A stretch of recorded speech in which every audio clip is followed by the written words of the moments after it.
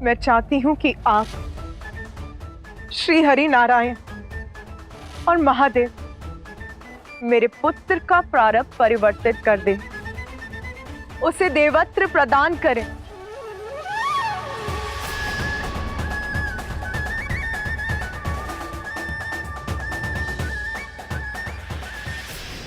क्षमा करें माता, किंतु मैं आपका ये प्रस्ताव समझने में असमर्थ हूं।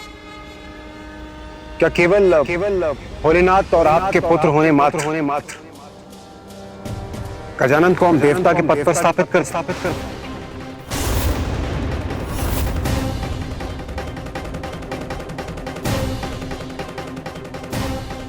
नहीं देवराज, उसे देवत्व प्रदान कीजिए, क्योंकि उसमें ही गजानन की सुरक्षा निहित है।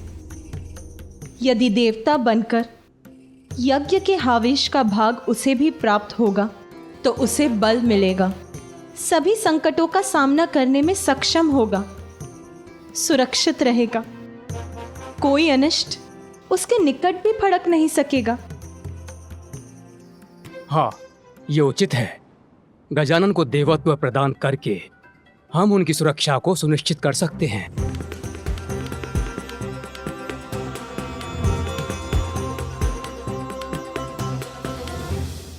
किंतु प्रभु, इस संसार में अनेकों बालक हैं और वो भी नाना प्रकार की विपदाओं में घिरे हुए हैं।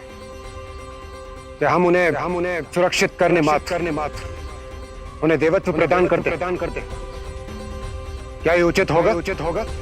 और यदि उचित नहीं है तो गजानन को केवल वंश के आधार पर देवत्व प्रदान कर देना उचित होगा।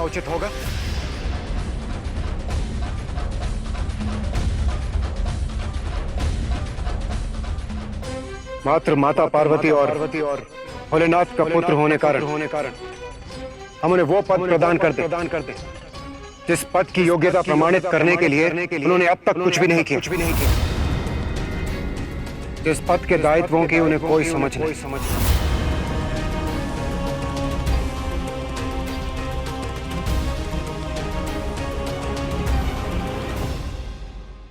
देवराज इंद्र, आप जो भी कहना चाहते हैं स्पष्ट कहिए।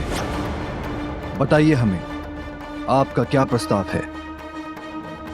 क्षमा करें महादेव, किंतु मुझे आपके पुत्र से कोई द्वेष नहीं है और ना ही मैं उसका कोई अहित चाहता हूं। जब उन्हें एक नवीन शीश की आवश्यकता पड़ी तो प्रभु वो मैं ही था जो उनके लिए शीश लेकर आया था। फिर मैं उनका अहित कैसे चाह सकता हूं प्रभु? इसलिए आप जो भी निर्णय लेंगे वो मुझे स्वीकार होगा। किंतु प्रभु, मेरा एक प्रश्न है, यदि आप अनुमति दे तो मैं पूछने का साहस करूं। प्रभु, क्या देवत्व किसी को भी इतनी सरलता से मिलना चाहिए?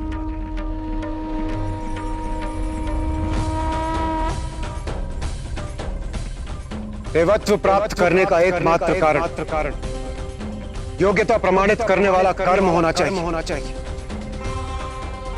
जन्म नहीं।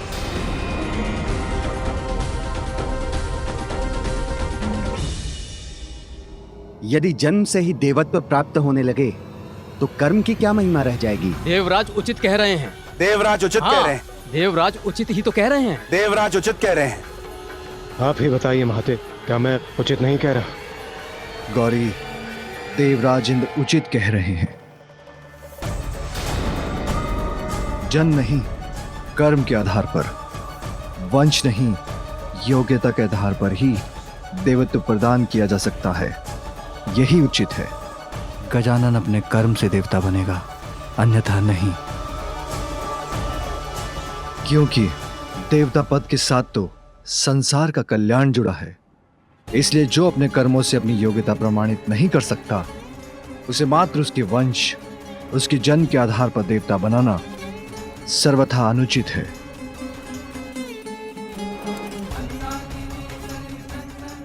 पार्वती मां है, उनकी ममता अपने स्थान पर उचित है, क्योंकि मां अपनी संतान के लिए कुछ भी कर सकती है। किंतु हम देवता हैं और पार्वती और मैं तो त्रिदेवों में सम्मिलित हैं। इसलिए हमारा दायित्व तो अन्य सभी देवताओं से बढ़कर है। दायित्व कर्तव्य के आगे निजी संबंध और निस्वार्थ का कोई मूल्य नहीं होता। इसलिए समय के साथ साथ मेरा पुत्र गजानन अपनी योग्यता प्रमाणित करेगा, तभी उसे देवत्व प्रदान किया जाएगा, अन्यथा नहीं।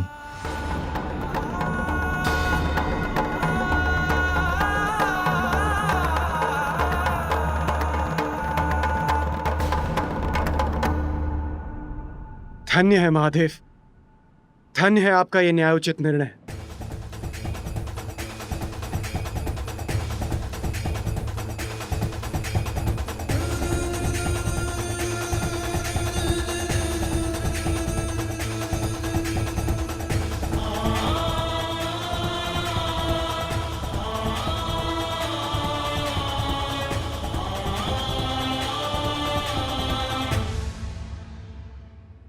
माँ, मुझे भूख लगी है।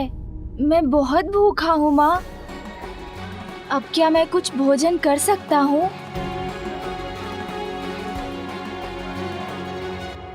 इसे देवत्व प्रदान करने पर इतना गहन परामर्श हो रहा है, उसे बस अपनी भूख की चिंता है। माँ, मुझे भोजन करने की अनुमति दीजिए ना, अब मुझसे भूख सहन नहीं हो रही। हाँ पुत्र, मैं तुम्हें अवश्य भोजन कराऊंगी। माँ के पल्लू से चिपका ये बालक देवता बनने योग्य तो कदापि नहीं है। भोले के नंदन भी भोले भाले, राग द्वेष व्यर्थ ना मन में पाले। माता के आंचल को पाके प्रसन्न, भोजन में क्रीड़ा में रहते मगन। क्या है देवत्व वो अनभिज्ञ है, माता के नेह पे कृतज्ञ है। इंद्र से यद्यपि माता को पितर, किंतु माँ पुत्र को देख के पुलकित।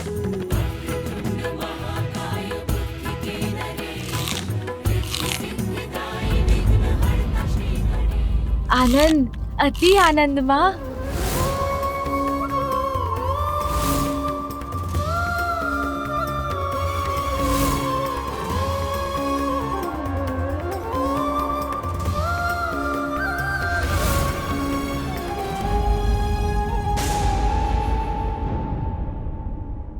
देवत्व प्राप्त करने का एकमात्र कारण योग्यता प्रमाणित करने वाला कर्म होना चाहिए।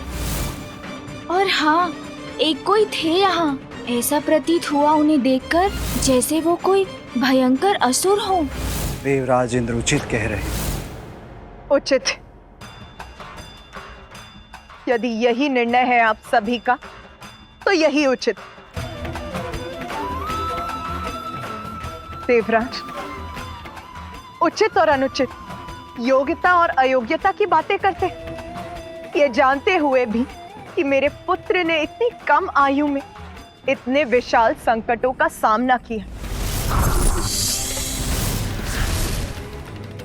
और जब उस पर अपने पिता के क्रोध को जागृत करने का संकट छाया, तो उस समय आप सभी सर्वथा योग देवगण में से कोई भी उसकी रक्षा के लिए नहीं आया। उचित तो ये होता देवराज कि आप उससे संघर्ष करने के स्थान पर उसे समझाने का प्रयत्न करते, क्योंकि वो तो एक अयोग्य बालक है और आप सभी योग्यताओं से परिपूर्ण देवराज इंद्र। किंतु माता वो किंतु परंतु नहीं देवराज। उचित तो ये होता कि आप उसकी सुरक्षा का उत्तरदायित्व निभाते। पूर्व में उसके संहार का कारण बने थे आप, और अब उसका तिरस्कार कर रहे हैं। क्या ये उचित है?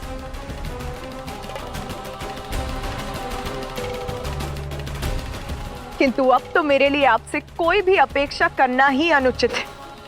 मैं हूं उसकी मां, जन्म दिया है मैंने उसे, सर्वथा समर्थ हूं मैं, तो उसकी रक्षा करने का दायित्व भी मैं ही निभाऊंगी।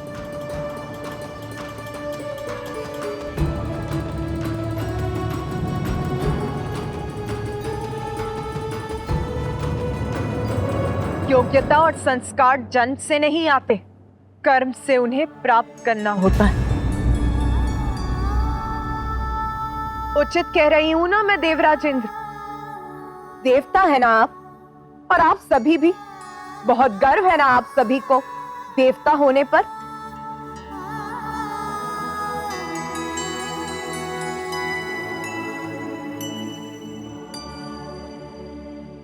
संस्कार और योग्यता उचित और अनुचित के भेद बता रहे हैं ना? तो ये भी बताइए मुझे कि बिना अवसर प्रदान किए एक छोटे से बालक का तिरस्कार कहाँ का संस्कार है इंद्रदेव? पार्वती के मन में उमड़ी ममता। और रही बात योग्यता की, तो वो सभी में होती है। बस उसे निखारने के लिए उचित मार्गदर्शन और निरंतर परिश्रम की ही तो आवश्यकता है। अब मैं आपसे एक प्रश्न पूछती हूँ देवराजेंद्र। जब आपको आवश्यकता थी तो आपने मेरे पुत्र कार्तिकेय को सहस्त्र स्वीकार किया। अद्भुत बालक परमा प्रेम लुटाती। महादेव पुत्र कार्तिकेय की स्वीकार ही नहीं किया, उसे देवताओं की सेना का सेनापति भी नियुक्त कर दिया। तब आप संकट में थे ना देवराज? स्वर्ग संकट में था। स्वार्थ था आपका। विपत्ति में उचित और अनुचित का भेद भूल गए हैं आप। और आज जब आवश्यकता नहीं है तो मेरे दूसरे पुत्र गजानन का तिरस्कार कर रहे हैं आप। परंतु माता, मेरा वो अर्थ अनर्थ आपका स्वार्थ नहीं निर्धारित करता इंद्रदेव। आपका अभिमान मेरे पुत्र के अपमान का कारण नहीं बन सकता।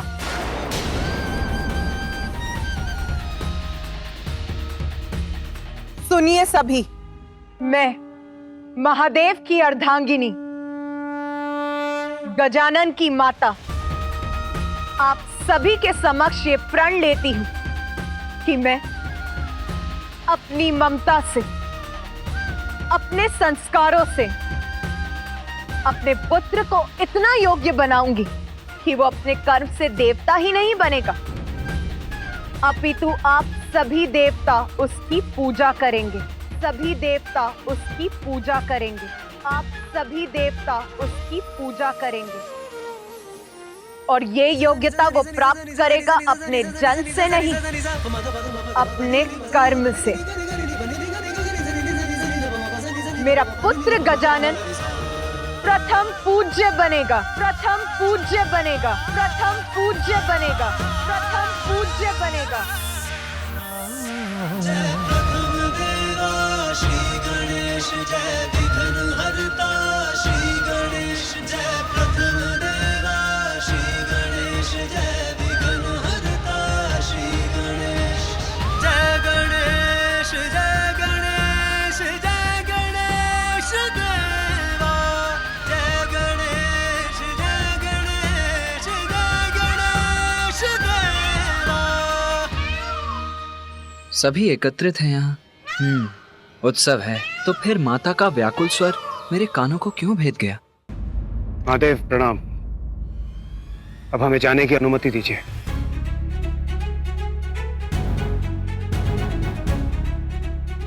प्रणाम माता।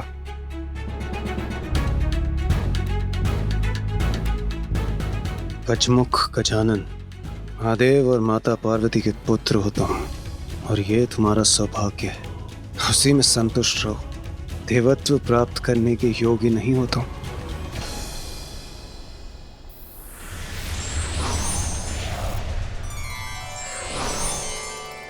महादेव, अब हमें आज्ञा दीजिए।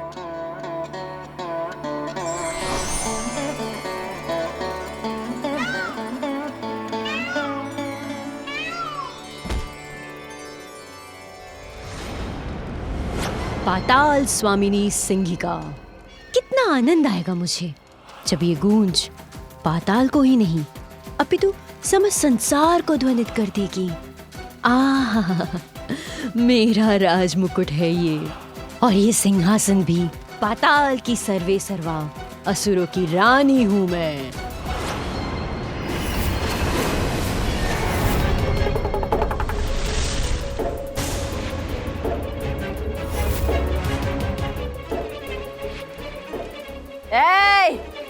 ऐसे नेत्र फाड़ फाड़ के क्या देख रहे हो?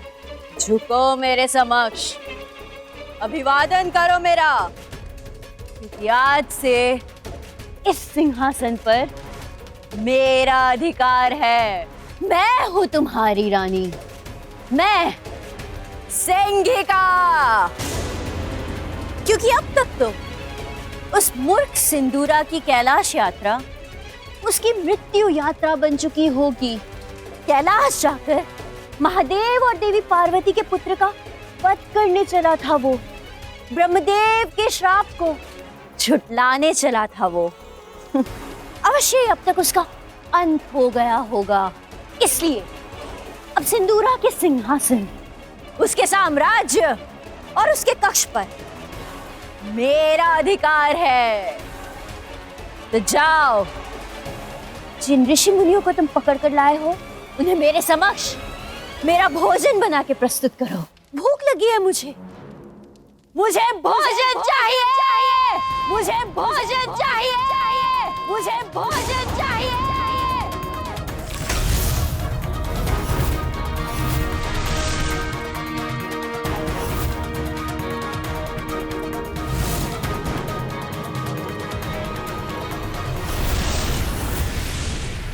जाओ, मेरे आदेश का पालन करो, अन्यथा इस बार तुम्हारा शीश तुम्हारे घर से विलग हो जाएगा।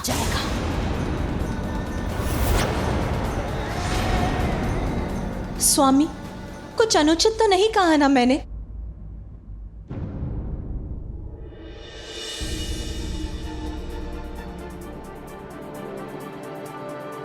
पुत्र, माता का हृदय तो सब कुछ जान लेता है। मेरे बिना कुछ कहे ही माता को आभास हो गया कि मैं यहाँ हूँ। मेरा पुत्र। हाँ माता, आपका पुत्र यही है। मैं आ गया हूँ माँ। अब आपके सब कष्टों को दूर कर दूंगा मैं।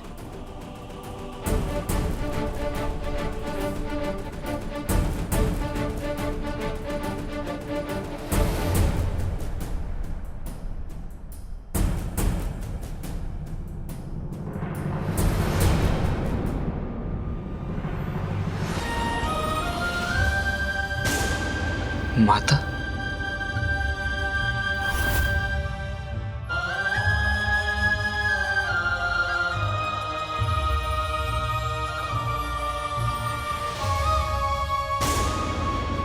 माता मुझसे मिलने, मुझे आशीष देने नहीं आ रही थी?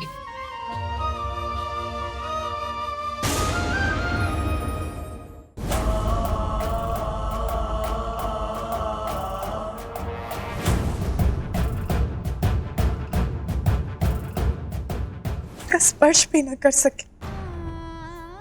उसके कोमल प्राण सभी विपदाओं से सुरक्षित रहे, बस इतना ही चाहती थी।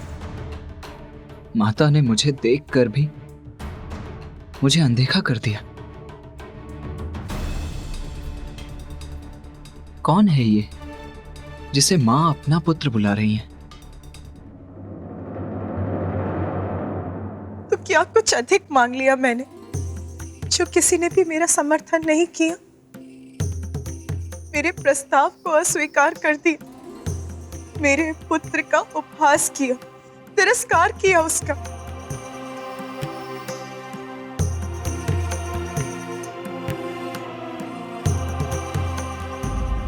यदि मेरा बड़ा पुत्र कार्तिकेय यहाँ होता तो वो मेरी पीड़ा अवश्य समझता, साथ देता अपनी माँ का। तो माता ने अनदेखा नहीं किया मुझे। सत्य तो ये है कि उन्होंने मुझे देखा ही नहीं।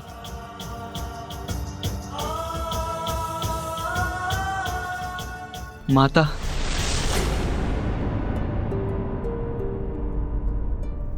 ये स्वर तो मेरा पुत्र। कहाँ हो तुम पुत्र? यही हूं माँ।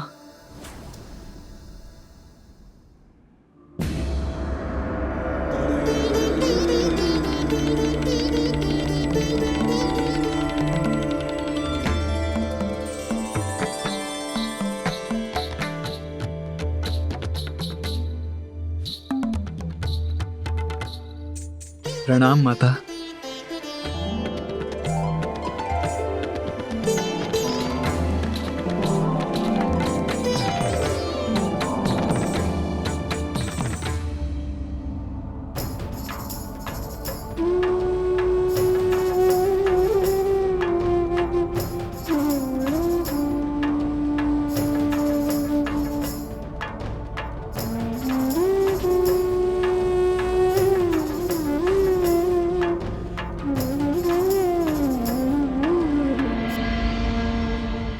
प्रणाम पिताश्री।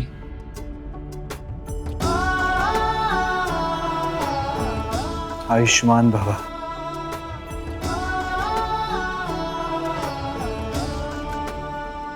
पुत्र तुम आ गए पुत्र। माँ का पुत्र तो मैं हूँ, फिर ये कौन है?